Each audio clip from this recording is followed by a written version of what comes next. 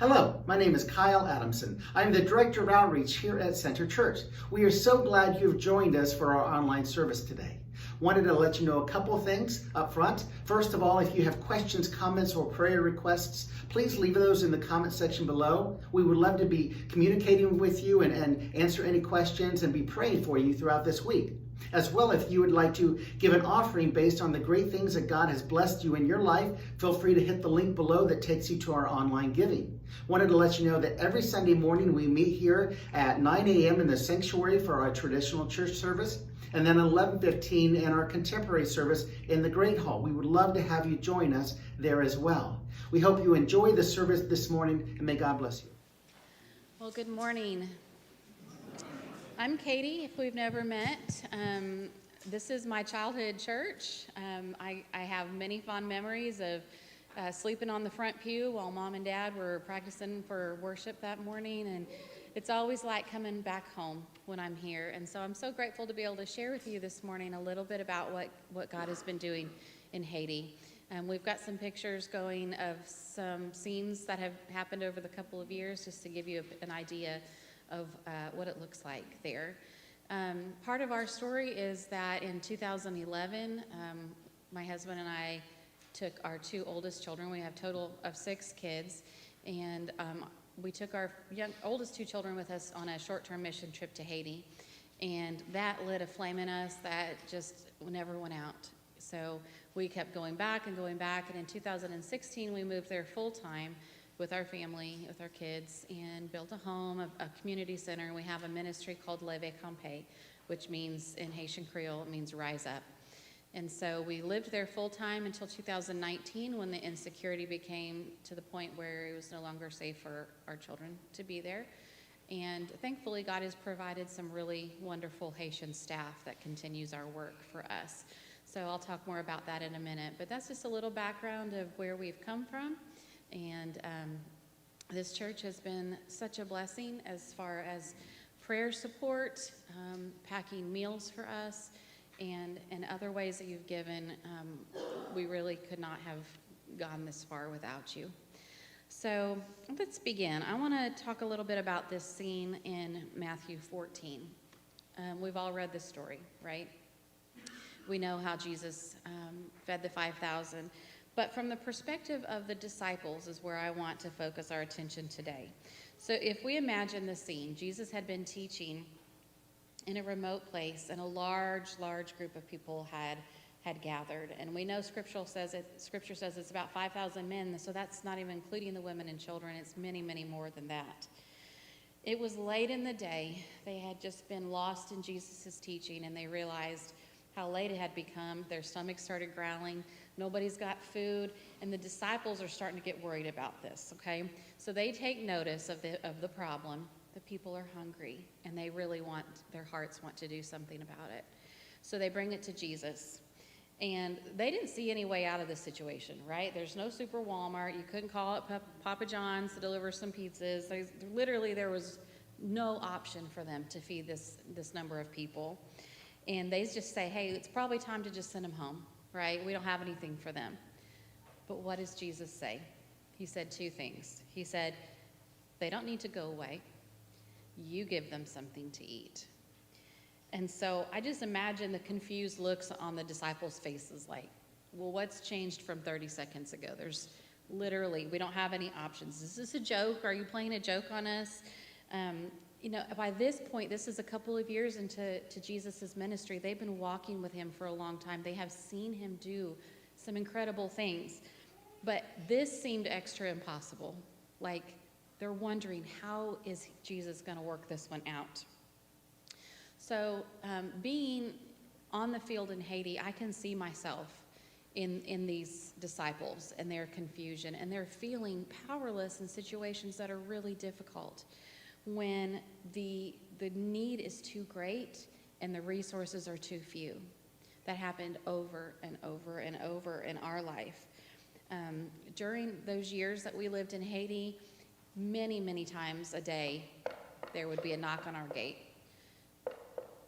15 or 20 times a day, people coming to our gate with sick children, they were hungry, they needed food, they were coming to ask for help, or they were coming to ask for for work? They don't want a handout, but they will work for it. They just need a hand up. People who were desperate, people who needed help paying tuition for their children. A couple of times we had parents bring their children to us on the brink of death, and we had to act quickly. But many, many times that knock would come in a day, and honestly, it got very tiring. The demands were constant, and eventually we ran out of resources to give them. So I admit that there's sometimes that knock was just like my heart would be, listen, I got nothing more to give you. And I would try to like outlast the knock and see if they would give up and go home, but almost always they were more persistent than me, and I would answer the gate. But just like in this example with the disciples, they see no way out. They are powerless. There are times that we too fall short, okay? There are going to be times in our life when we become aware of our own insufficiency. There's nothing that we can do to change the situation that we're in, okay? The need is too great.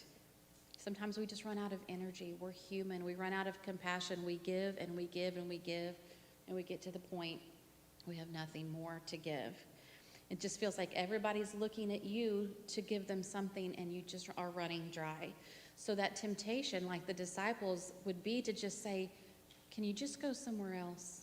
Can you go solve this problem on your own? I know their hearts really wanted to help, but they had nothing to give, okay? So I have a feeling if we had the time, if we could tell stories and testimonies just in this room of times that we have seen this to be true, we come against a hard thing and we don't see a way out, but somehow miraculously something changes and God makes it work. If we had time to sit and tell those stories, oh, how I'd love to hear your stories of how God worked out an impossible situation for you. Just in the lives that have lived, in the many years that we together collectively have walked with Jesus, I know there would be some stories to tell. But still, even now, we have walked with him this far. There are still some times when we come up to circumstances that are so hard and so impassable that we begin to wonder, is this the time that he's not going to work it out for me? Is he going to come through this time? You know, we have those questions of reality. And so I hear that in the voice of the disciples when they say, listen, man, we only got 5 loaves and 2 fish. I don't know what you're going to do with this, but this is what we've got. It's not enough to meet the need. So Jesus says to us, you give them something to eat. Those words have pierced me as I've had hungry families come to us for help, and I have little to give. But the thought of a hungry child is just not something that I can let go. And so apparently the hunger of the people bothered the disciples too. So they came to Jesus with that problem. And so Jesus' answer to them, we don't need to send them away. You give them something to eat. That wasn't a trick answer. It was a personal commandment, okay? Jesus already knew what he was going to do. He was waiting on the disciples to catch up on what was about to happen. He was giving them a front row seat to a miracle and the opportunity to be the hands and feet of the ones to distribute the miracle. Okay, so what I think this is a divine setup to increase their faith. He allows us to come to points in our life where things are seemingly impossible so that he can show up, show us himself, and increase our faith. So time and time again, we see in Scripture how Jesus gave his disciples these opportunities, okay? Several times they're on a boat when there comes a huge storm. There's no way out. They literally can't paddle faster. They can't row faster. They can't turn on their motor and get out of the storm. They are sitting ducks. And what does he do? He shows up and calms the storm. And then there are times when he sent them out 2 by 2 into communities that were potentially hostile. And not only that, he said, don't take extra stuff with you. Don't take extra food. Don't take extra money. Don't even take an extra pair of clothes. I'm going to show you how you can depend on me. And so here again in this story with the feeding of the 5,000, Jesus is setting them up to realize that their own sufficiency is going to fail. It will. We will all fail in our sufficiency. That is a setup for God to show us how we can depend on him to be all sufficient. Okay? God intentionally gives us heavy things to carry, so it will build our muscles and it will build our faith for the next bigger thing, right? So it's like if you're a workout buff, which I'm not. My husband is trying to be. I hope he's not watching this. But, the more we lift weights, the more our muscles grow and we can carry heavier things. So it's these muscle reps that God is giving us heavier and heavier things so that we can be prepared for heavier things, because he's drawing us deeper into relationship with him. So that saying that when people say he'll never give us more than we can handle? Yeah, that's a lie. That is not true. He often gives us more than we can handle so that we turn to him and our faith grows as we see him work. Okay? So one of the heaviest things that he ever gave me to carry was leaving Haiti and trusting him without seeing what he was doing. So in 2019, we had to evacuate several times. One time was on a helicopter, and it was really scary. And as we pulled away from there, I felt like I was abandoning the people that I loved and the people who I thought needed me. So leaving there felt like defeat, but even in that, there was purpose. And just this morning, and as I was reviewing this passage in Matthew, I was reminded that literally a couple verses before the feeding of the 5,000, Jesus finds out that his cousin, John the Baptist, had been beheaded. And so immediately after his greatest grief came the biggest miracle. And I think that is true in our own life too. It's like this, in both hands we carry tremendous grief and a huge miracle. They go together. And I think that has been definitely true in my life. In the grieving of leaving, I have continued to see how God works. So he's not giving us these impossible assignments like you give him something to eat, but then not equipping us to do it.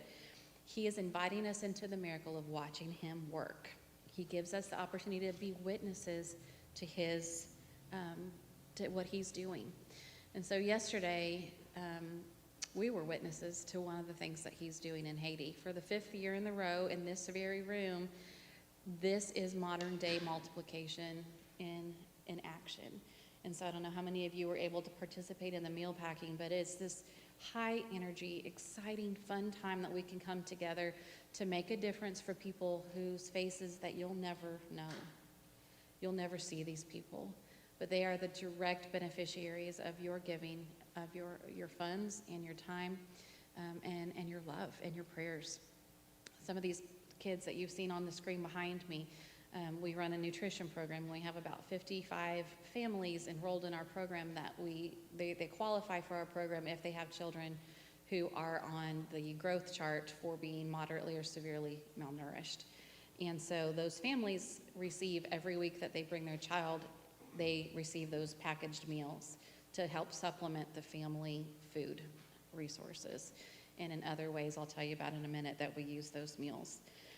But I went back and I counted up, just from the work and the giving here at Center United Methodist Church, there have been 191,000 meals sent to Haiti. And guys, that's like 2% of the entire population of Haiti has received a meal from you. Isn't that cool? So that is multiplication, okay? And that's how we all play a part in the global church and what they're doing.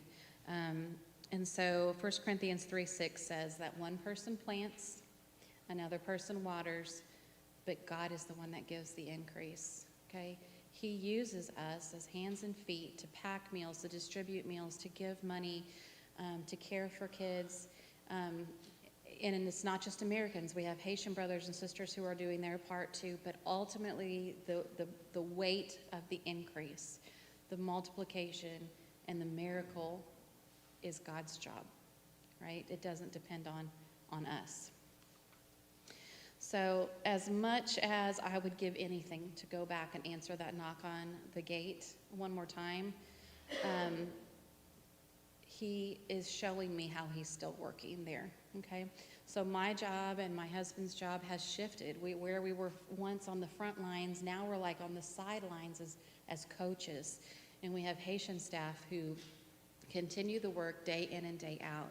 And not only does that provide them meaningful, consistent work, they are more relevant in their own culture than we would ever be. And they will do the work and go farther than we would ever be able to. And so we have 2 full-time staff that work, have been faithful to continue our programs. I don't ever share their names or their picture, because the reality of Haiti and the insecurity now is that if anyone is connected with an American organization, that increases their risk of kidnapping for ransom. And so I don't ever want put them at risk, but I do want you to know that there are people behind the scenes who are continuing to work using the resources that you all have provided and distributing the meals and taking care of families like the ones we've seen on the screen. So I do want to share a couple specific stories that they have told me about in the past couple of months. The first one is a little kid that we met way up in the mountains. As a part of our nutrition program, we have to go off-grid quite a bit to find some kids who are really in need. And this particular family lives way up in the mountains that would require like a trip through a river. You drive so far, then park, and then have to walk up the mountain. And so in that journey, they met a little boy named Desiree Cliff Carey. So in Haiti, they say their last names first. His last name is Desiree, and his first name is Cliff. Isn't that cute? He was this really tiny, malnourished baby who had been abandoned by everybody but his mother. She was the last one that was holding out hope for him. His father didn't want anything to do with him because he just thought he was going to die. He didn't want to use up any of their resources on this child who wasn't going to make it. So when our team met this little boy and this mother, they helped her get him down into a hospital that treats children with malnutrition. And he stayed there for 3 weeks, and then once he was discharged, they continued to give that family milk, eggs, and this other protein-rich source that we call Medica Mamba. There's going to be pictures on the screen, but it's a little sachet that's based with a protein product. Kind of looks like a little Cliff Bar. But each one of those sachets has 500 calories, and it rescues kids from malnutrition. So our team continued to go that long distance to the mountains every 2 weeks, and that little boy is now completely healthy. He's within a normal, healthy weight, and he's graduating from our nutrition program. And so that's the power of visiting every 2 weeks. Thank you. But one of the really beautiful things about little Cliff's story is that once his dad saw progress in him, the words that they used to me was he accepted him. And so this family is now, we have seen some restoration in that family, as well as this child getting a second chance at life, really. That's the power of food, right? And so as we build relationships with people, this is the opening of the door to share the gospel, but we have to take care of some of those physical needs first, right? The second story I wanted to tell you was this baby. I got a picture from our staff, this little tiny newborn baby that was really floppy, and he was kind of gray. You could tell he was not well. And the story they told me about this baby was that he was born a few weeks ago, about 3 weeks ago, behind a gas station and abandoned in the trash because his mother could not care for him. And so the beauty that came from that, from those ashes, was that the man who built our home, some of it, this picture on the screen right now, these manual laborers, the one that is the boss, he's called Boss Mason Maxo, and he was the construction manager for the building of our home. He's been married for 14 years and could never have children. And so when this little baby needed someone, he and his wife took that baby in and adopted that baby, and they came to us knowing that we run a nutrition program and asked for help. So through funds that we receive from Center and other places, we were able to give them a year's worth of baby formula to give that baby a chance at life. since their mother could, obviously there was no breastfeeding mother to take care of him. So that baby had a really rough start, but there's hope for the future for that little one, and it just is something as simple as helping lift the burden with feeding. Finally, about a year and a half ago, there was a devastating earthquake to the south of where we live in Haiti, and it affected our Haitian director, his hometown. It's a little mountain community that's cut off from the other big towns, and they have very few resources there. And so because it was his hometown and there was so much need there, we were able to rebuild. This picture behind you is one of their homes that we rebuilt. And everywhere we go, for example, when we went to Lazio, we take these meals with us and distribute food. Food is very, very hard for them right now. It's very expensive, and because of the insecurity on the roads, the places, the little stores don't often have food. The trucks can't get through to deliver it because there's so much gang violence along the roads. So the food that you all give really makes a difference to families like this. Everywhere we go and through different avenues, we're distributing these meals. Every family who's in our nutrition program gets meals every week for their family. So I did want to share just one more goal for our 2023. What we're working on this year is a water filtration system. On our property, we have been able to dig a well, and we realize that's a resource that we're not using to its fullest capacity. That's scary. There we go. So cholera has made its way back into the community. After the 2010 earthquake, it was the second devastation cholera was. It killed thousands and thousands of people, and it's back in our community. And so we're planning to build a water tower that we can filter the water and chlorinate it. Then our neighbors in our community can come bring their containers and fill up, so we at least know they have clean water. That's a plan for this year. And one more prayer request that I would ask is that picture that was just on the screen. It's my daughter holding that little plumpy packet, the Medica Mamba. We are down to a half case, which is not enough for us to serve our children for this week. And we cannot get any more of it because of the insecurity on the roads. So if you all would please pray, this is another opportunity that we know God is able to multiply it and make that resource available. We're just at the wire. I don't want this to be the time when I start to think this is not, God's not going to come through for us this time, because I know He is able. Well, this is just a little bit about what's going on in Haiti and the ways that we use the food that you all provide. It is an avenue, it's an open door to share the gospel, and that is our goal. But just like, in that open field with the hungry people, the people need both. They need spiritual food, they need physical food. And so working together, we are able to provide that with your ongoing support. So thank you. That little baby right there, that's the one that was born behind the gas station just a couple of weeks ago. So that's the reality of what life is like in Haiti. And so I thank you for your giving towards people that you'll never know, but God knows and He sees.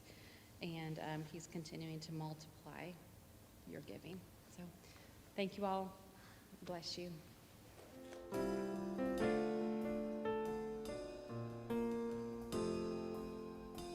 Here are my hopes, here are my doubts, here are the things that I can't figure out.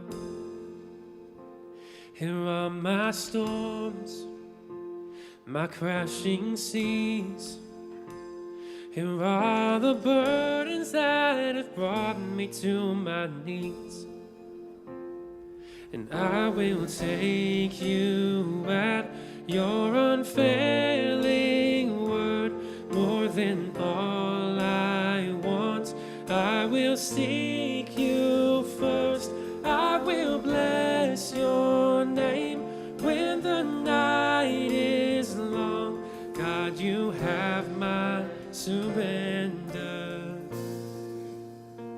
Here are my prayers, my heart will wait, and I will bow my will so you can have your way. Here are the things things I can't undo. Oh, I am nothing, nothing without you. I will take you at your unfailing word. More than all I want, I will seek you first. I will bless your name when the night is long. God, you have my surrender. I cast my cares on, I cast my cares on, I cast my cares on you. I cast my cares on, I cast my cares on, I cast my cares on you. I cast my cares on, I cast my cares on, I cast my cares on you.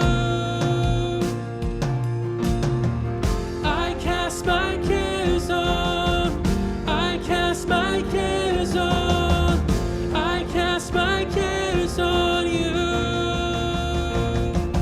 I will take you at your unfailing word. More than all I want, I will seek you first. I will bless your name when the night is long. God, you have my surrender. Oh God, you have my surrender. Oh God, you have my surrender.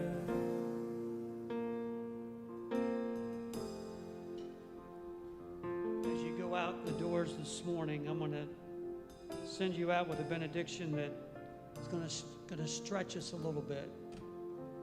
But a phrase that Katie used in relationship to the disciples and Jesus at the miracle of the 5,000, feeding of the 5,000.